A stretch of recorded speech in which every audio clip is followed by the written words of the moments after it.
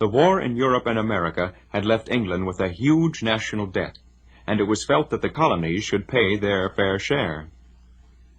King George III and his ministers devised a new system of taxation for the colonies, not only to pay for the war, but to make the colonies once more enrich the mother country. The war, however, had done much to develop the strength and resistance of the colonies, who had come to realize that their only real security and independence was in their unity and joint cooperation. In addition, the valuable military experience gained from the French and Indian War prepared the colonists for war, and produced such leaders as George Washington. The war also prepared the colonists for the Revolution by revealing to them their own fighting ability, and by showing that the British regulars were not invincible.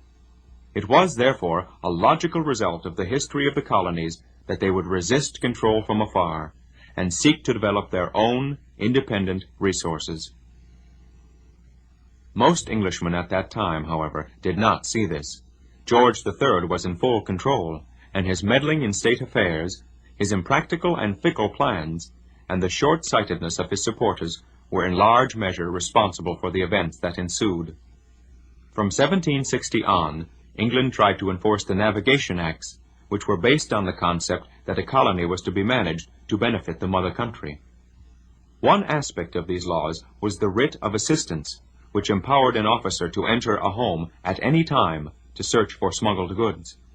A young Boston lawyer, James Otis, Jr., resigned his position in the colonial government and described the writs of assistance as instruments of slavery.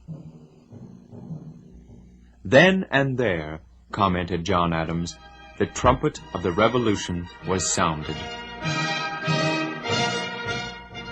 In May 1764, a report reached Boston that a Stamp Act for the colonies had been proposed in Parliament to raise money by taxing public papers and deeds. A feeling of rage swept through the colonies, who had never before been taxed by anyone but their own legislatures. In the event of a violation of the law, a colonist would be tried without a jury before a judge whose only pay came from the fines he imposed. The uproar was heard throughout the colonies, and resulted in the burning of the stamps and the resignation, in terror, of every stamp distributor in the land. By February 1765, the Stamp Act was withdrawn, but replaced with other laws and actions against the colonies. In 1767, a duty was placed on glass, paper, and tea. In 1768, the Billeting Act was passed in Parliament, which required the colonists to feed the British troops quartered among them. On March 5, 1770, a squad of British soldiers fired on a mob of men and boys in Boston, and 3 persons were killed, including a black man named Crispus Attucks. On the evening of December 16, 1773, the Boston Tea Party brought to a head the trouble that had been building between the king and the colonists. The port of Boston was closed, and the firm hand of the king set down on all the colonies. To decide what to do, each colony sent a representative to Philadelphia, and the First Continental Congress convened. The colonists felt that they had been abused long enough, and it was time to take action.